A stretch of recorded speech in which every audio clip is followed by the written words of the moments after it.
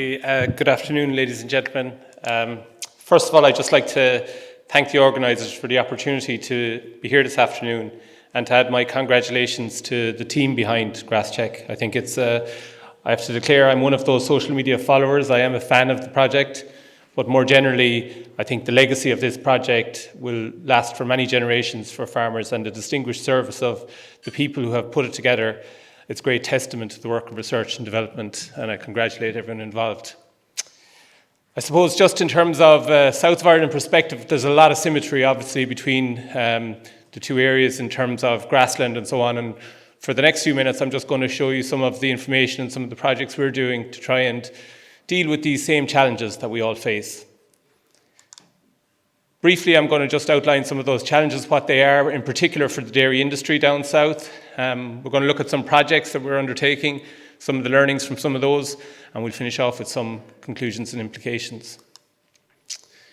I suppose the old Chinese proverb is a good place to start, or is it a curse? We're not sure, but I mean, you know, may you live in interesting times. They've certainly been interesting. But I think the first thing to be aware of is that globally, many of the challenges that we're talking about in this room relate to every agricultural industry throughout the world.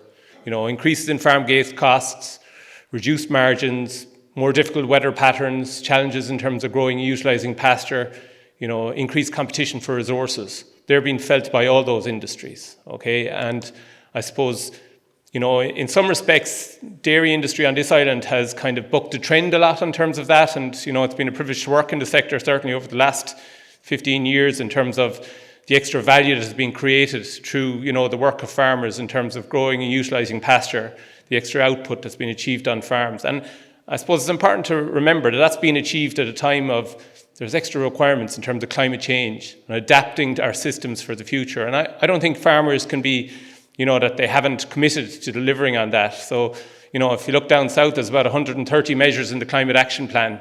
There's only one of those measures that has been achieved in the first 5 years of the plan, which leads to 2030, and that's the fertiliser reductions, which have happened on farms, and I think that's happened in Northern Ireland as well. So, look, farmers are moving and are adopting and are looking for ways to improve and to innovate, and I work in farm systems research. You know, I'd love if every project was 25 years long, but the other secret to that is that farmers are the ultimate innovators, and, you know, the adoption of climate smart practices is already happening on farms. And I think that's amazing, you know. I suppose, but look, we have to deal with the pressures that are there, and they are considerable. And I suppose there is an increased regulatory requirement now in terms of food production to produce food with less impacts on the environment. And agriculture is a significant pressure. There's no point in trying to avoid that. We are land management stewards. We have to reduce our impact on the environment. And in the EU, I suppose the Water Framework Directive is what's crystallising that approach. All water bodies have to be at good status by 2027. Presently, about half the water bodies in ROI are meeting that status. And the Nitrates Directive then is the regulations at farm levels to achieve those improvements in water quality. So, you know, those are becoming more strident in terms of requirements on farmers as we get closer to those targets, because we have to achieve improvements in water quality. And I suppose in ROI, the Climate Adaptation Low Carbon Development Act, which is the government policy to implement the Nitrates Directive and so on, that has set out very clear targets to reduce greenhouse gas emissions and in particular to reduce chemical fertiliser use. Okay, and I mean that has been so useful on farms in terms of growing productive grassland and quality of grassland over so many years. So reductions in that, it's always fearful. How do we adapt? How do we respond to that in terms of, I suppose, managing our systems and maintaining profitability for the future? And I think we can't have that conversation without thinking for a few minutes about the profitability of those systems. And they're certainly hurting. So this is the National Farm Survey data for dairy farms in the south of Ireland for the last decade. The dashed blue line at the top of that slide there shows you the output price. We're dealing with record output prices. They've higher than they've ever been, okay? But you can see that costs have increased substantially on farms. So costs are up about 56% in the last 5 years alone on the average farm. Some farmers, through virtue of better management, through more pasture perhaps in the diet, have managed to resist some of that cost increase, but nonetheless that's the average, 56% increase in costs. And it has meant that despite these record prices, profit margins on farms are below what they have been for most of that 10-year period. There isn't much financial scope on many of these farms to invest heavily in terms of mitigations and solutions. And I suppose for me that focuses the mind then in terms of grazing practices and what can we do beneath our feet, I guess, to try and meet some of these challenges that we face. Why those costs have increased is very apparent in grazing systems. It's because of the costs of feeds involved. So feed costs have gone up by 54% during that period. This graphic here, and I apologize for adding to the load of graphics, but colleagues of mine in Teagasc have compared the costs of all the various feed options that farmers have at their disposal 10 years ago, 2013, versus updated to the present day with energy costs today being 70% higher than they were pre-pandemic. And one thing is striking from that graph. If you look at the costs of producing perennial ryegrass, white clover, or multi-species grassland, the cost of that has increased undoubtedly. Every cost has gone up. But relative to all the other options in terms of feeds, and we spoke about ME and utilisable ME today, when we look at all these other feed options that are available to farmers, the cost of the extra ME from all these other feeds is substantially greater. Indeed, 10 years ago, if you looked at concentrate feeds, probably the most typical feed used on dairy farms, it was costing around 2.5, 3 times the cost of grazed pasture or grass with clover. Today, that figure is close to 5 times. It's got prohibitively expensive to have large amounts of these other feeds in our dairy diets. Okay, and that has been part of the reason extra use and extra costs associated with feeds is a big part of why costs have gone up. Today, the costs of growing and utilising grass, feed and fertiliser are about 42% of the total costs on farms. It's a substantial cost area and one which we have to work to bring back down. We talked a lot about climate change, and this is, I suppose, it's intractable in some respects. We think of Ireland as a benign climate, a benign island in terms of climate change. But, in real terms, we have to look at the numbers, and those numbers are affecting how we farm. Wet weather, the percentage of rainfall has increased by 7% in the last 30 years over the previous 30 years. 1 degree extra in terms of average temperature. We're seeing an increased frequency of really difficult events. February 2020 is, once in a generation rainfall, 252% of normal rainfall. In the UK, the year 2020 was the 5th wettest since 1862. These are staggering numbers. I suppose with modelling and the advancement of modelling now, we can separate to some extent the variation year to year from the long-term trends, climate attribution modelling. And that shows us if we look, for example, at October last year through to March, April this year, which was a really difficult period for farmers, wet conditions and cold weather and so on. That has gone from a once in an 80-year type event to about a once in a 20-year type event, even allowing for that variation. And when we predict forward and look ahead, and we've seen that already from Taro, we're going to see an increased frequency of heavy precipitation events, more rainfall during winter and drier summers. And I suppose, look, we're already seeing that on grassland farms. Drier farms are struggling now more and more in terms of summer dry matter production and quality. Heavier soil types are struggling more and more in spring and autumn to utilise pasture because of the difficulty of extra soil moisture during these periods. So those are formidable challenges, I guess. And, I don't want to be negative, but we have to address those challenges. There will be some farmers who will sit this out. We're not sure how to change. Do we continue as we have been? But I think there's an opportunity here for grassland and innovative grassland farmers. And that opportunity is to adapt, to mitigate some of this. Okay, and there is, as I say, solutions that we can put into place here that will help. For me, in terms of grazing, and David showed a lot in terms of the different options and plants and so on. But for me, if you were to think of a CV for the forages of the future for grazing, to me, it has to be about increasing productivity even further than we do today, and better quality forages than we do today. Can't see any way of going backwards. Okay, I don't think any farmer would accept that in any event. We have to farm with less inputs. I tell students all the time, there's no point learning to farm like your parents with unfettered access to chemical nitrogen fertilizer. That door now has been slammed closed. you will be farming with less fertilizers in the future, chemical nitrogen in particular. Don't learn that system, learn a new system. So you have to learn to adapt. We have to reduce our impacts. So, in terms of how we choose plants for our swards, we have to try and mitigate to some extent those impacts. And we have to build in the extra requirements that society requires in terms of biodiversity, carbon storage, and so on. So these have to be the kinds of components of the CV of the future sward on which we base our livestock sector. But I'm quite positive that there are tools there that we can put in place on farms with good practices and the best managers that will allow us to mediate these challenges and to have a profitable, sustainable, future for livestock farming on this island. To that regard, then, I want to look at a couple of examples of some projects where we're trying to I suppose, work our way through that and look at the impacts. And I suppose just at the outset to say that, we all have views on how we like to farm, and pasture with high levels of chemical nitrogen fertilizer has stood us very well in terms of our food production system. But I have to say that from a research point of view, the weight of evidence in terms of the opportunities for improvement to our system by diversifying that pasture base are, they're huge. Every publication that comes out now talks about the benefits of extra diversity in our swards. And I'm not going to go through all of these attributes, but the weight of scientific evidence is that we should diversify our swards. And in my view, in the future, we will be dealing with more diverse pastures than we are today. But we'll have to learn to do that. We'll have to innovate. We'll have to work with the best farmers to figure that process through, what works and what doesn't work. The first project is quite a simple project. It's not far from here. It's based at the Ballyhaise Agricultural College, just south of the border in County Cavan. And the project is looking at the incorporation of white clover into grazing swards in that region.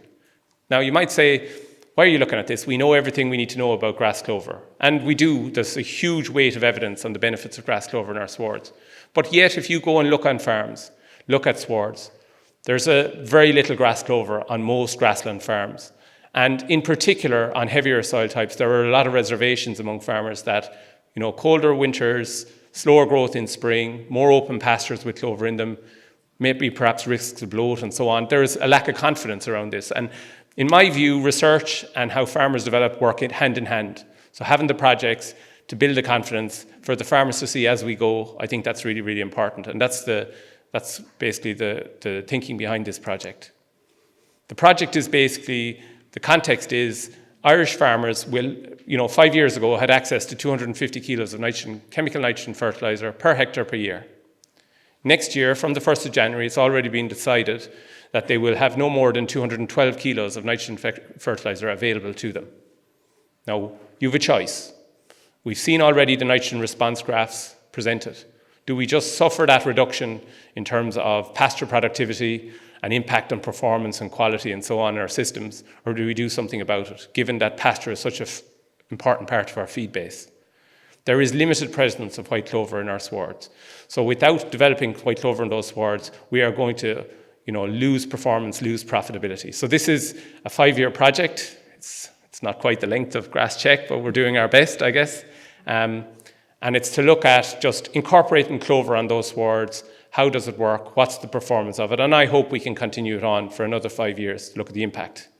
We've been really aggressive in terms of doing it. So, we've reseeded 30% of the swards each year. So 30% being reseeded to perennial ryegrass, 30% being reseeded to ryegrass with new clover in it, and 20% oversown each year. So by the end of 3 years, we have the whole area either in new grasses or grasses with clovers in them. So it's a little bit impractical, I guess, in that sense, but nonetheless, it's just speeding up what a farmer might do over 10 or 12 years. The first thing to say about it is that we've had a really good establishment of white clover within these swards. So any concerns that we can't establish clovers within grazing swards and intensive dairy systems, we can put that away. David mentioned stolon mass as the ultimate infrastructure. We have, within 3 years, established over 1 tonne of stolon dry matter per hectare on these farmlets. And that is the infrastructure that will carry clover. So we've had good years and bad years. 2024 we'll reflect on as a poor year for clover, but nonetheless that infrastructure is in the sward now. That'll be there to fix nitrogen, to increase animal performance each year into the future. We found that the method of establishment was really, really important. We got much better clover contents right through the season, exactly as David has mentioned earlier in terms of, the seasonal distribution of clover content by having fully reseeded sward, so that lighter green line showing the higher clover contents with those over and above what you get with oversowing swards. But the most important first step was, can we set them up? Can we have these white clover swards? And the answer to that question is yes. In terms of the performance benefits, this is quite a complicated graphic, but I guess what I wanted to show is just the first 3 years of data from the project. So the first column on that graphic is the perennial ryegrass old swards. So over the 3 years we've been monitoring those, they've averaged 14.2 tons of dry matter, and they've got 230 kilos of chemical nitrogen to maintain those swards. When you put in a new perennial ryegrass or a new perennial ryegrass white clover sward, you see immediate reduction in the establishment year. So grass dry matter production falls to about 8.5 tons because of, there's quite a long window there, in particular on the heavier soil types, between, I suppose, taking out the old sward and establishing and grazing a new sward. It can be, because of weather events and so on, quite a long period. So there's an initial reduction in dry matter production. But look at years 2 and years 3. We're right back up to full dry matter production. And the old research always said when you reseeded old swards, that within 3-4 years after establishment, you got back the extra dry matter that you lost because of the reseeding practice. And that is evidenced here. I suppose I've highlighted the grass clover swards just to show you that over 3 years, we're growing 14.7 up to 15.6 tons of dry matter on those swards. And we're doing it now with much reduced levels of chemical nitrogen. So I'm taking the point that I think the farmer made on the video, that he wants to see 10 years of this research. So do I. But the initial data is very, very promising that we can have these high productivity, low nitrogen swards on heavier soils. With oversowing, you don't get quite the same drop in dry matter production initially because you're not fully establishing a new sward. But equally then you don't get the same clover saving in terms of fertilizer nitrogen because you don't get the same clover contents. The interesting additional point was that over the first 3 years in terms of performance, we got benefits in terms of extra milk production, even during the process of reseeding. So having small levels of clover in our swards will contribute to increased animal intake, increased animal performance. So that benefit isn't to be overlooked either, that there is a win-win here in terms of reducing nitrogen use, but also increasing animal performance. So clover as a base plant included in our swards, sometimes we take it for granted. Like these studies further advance that importance of having clover in every sward under grazing. And, I suppose then it's a question of, well, what other plants can we put in and how can they add in terms of that additive gain over and above a grass clover sward? So this second project is based at Teagasc Moorepark. It's looking at a more diverse comparison. It's looking at grass only versus grass clover versus multi-species sward. So this is the first time we've kind of ventured into the more diverse pastures.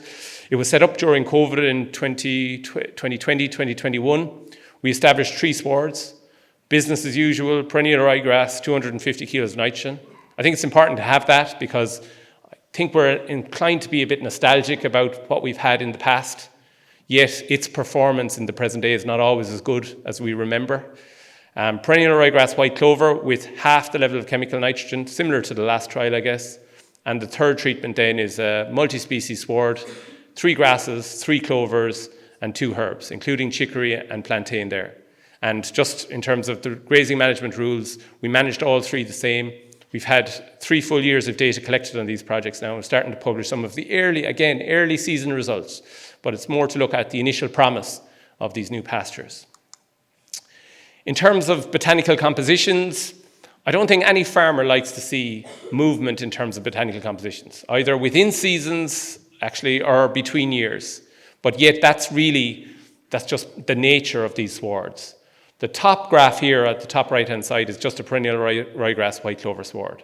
So over the first 3 years, the contribution of clover to that sward was about 17% of the total biomass. Not quite what I'd like. I'd like it to be 20% plus, but nonetheless, you can see the contribution is substantial. It increased year on year during that first 3 years. The second graph at the bottom is the contribution of the multi-species sward. So the green is the grass, the blue is again the clover content. So we had the same clover content in both our multi-species and our grass clover swards. That's really important for me because, there's such variability between these trials and comparisons. Here, what we're really comparing is 2 swards with a high level of grass clover. One of them has additional herbs in it. Okay, and that's what the yellow area and the lighter blue area there is the contribution, the pretty consistent contribution of plantain to that sward, about 11-12% of the biomass during those 3 years. Chicory started out high level of contribution, exactly the same as the farmers have observed in GrassCheck, but over the course of the 3 years it more or less eliminated itself from the system. But I suppose first and foremost, in terms of dry matter production, most important thing for the farm and quality of feed. You know, despite this variability in terms of number of species and so on that we've included here, we found that perennial ryegrass with 250 kilos of nitrogen over the 3-year period grew 13.3 tons of dry matter. Perennial ryegrass white clover was slightly less, 12.5. I'd prefer to have more clover in that sward, and that's the main reason that we got that reduction, about 17% clover. The last one was the multi-species sward, 13.3 tons. Exactly the same dry matter production with half the amount of chemical nitrogen. The nutritive value for saving on time, I didn't include it. It's very close to 12 ME for all three. There's slight nuance differences. Ash content in herbs is higher, so you'll get slightly higher ash content, slightly 1% lower OMD, very similar crude protein in terms of overall diet. So these are high quality swards available to animals and similar abundance in terms of dry matter. So that's very, very important. I guess what I didn't expect, or at least it's not clear, you know, when you look at shorter term experiments and you look at the impacts, will we see impacts on animal performance? Two striking things from the project where we saw an increase in animal intake, going from grass-only swards to grass clover swards. We're increasing dry matter intake by about 1 kilo per animal per day for more or less a free feed in terms of, you know, it's a more digestible feed. Animals like it, they eat more of it, and consequently they produce more. What's not to like about having clover in our swards? Equally with the herbs, by adding the herbs into the multi-species sward, we got another additional increase in animal intake. Now, some studies see this, some studies don't. There is more variability. In our study over those 3 years, the extra intake, which is almost 2 kilos above a grass-only sward, resulted in significantly increased milk yield and fat and protein yield. So we increased milk production from around 450 kilos of milk solids or fat and protein per cow on the grass-only swards with 250 kilos of N, taking out half that nitrogen, which, you know, you always have the concern, you're reducing the quality of feed available to the animals when you take out some of that nitrogen. We actually got increased animal intake, increased animal performance with both our grass clover and our multi-species swards. And this is the day-by-day effect of that. And, you know, I'm really encouraged by the results really in terms of what we can do in terms of feeding animals better in a grazing system. That by having plants like plantain, as David has talked about, in our sward, we can improve the quality and intake of animals right across the lactation. So we're no longer limited to, you know, when clover is contributing a high proportion of the sward in the second half of the year, here's a plant that contributes more in terms of extra performance in the earlier part of the year. So look, it's very, very early days, and I think the farmers' sense and pragmatism that we need to see long-term research is absolutely borne out. But nonetheless, the early stages are very encouraging. So to conclude then in terms of, I suppose, some of the experiments we've seen, the first thing is, like, if we didn't have solutions, I think that would be a real problem. I think we have got possibility to meet the challenge that we face in terms of reduction in nitrogen, reduced losses, reduced greenhouse gas emissions, improved, you know, biodiversity. And it is simple. It has to be through the sward that we have for our animals. So that's an opportunity for young farmers to learn a new system, to have better swards for the future that can feed animals better and be more profitable. I think for every farmer, the incorporation of clover in their swards has to be a solution for the future. I can't imagine a future for a dairy farmer that isn't able to have clover in their swards because of the restrictions that will apply in terms of chemical nitrogen. So it's about then learning and being innovative, and farmers are better than anyone else at doing that. And I look forward to working with them in terms of making those. And there's lots of potential for the future through plant breeding, management and so on to further develop clover in our swards. So keeping an open mind on that and working on it on our farms to get some of that farm clover contents up is really, really important.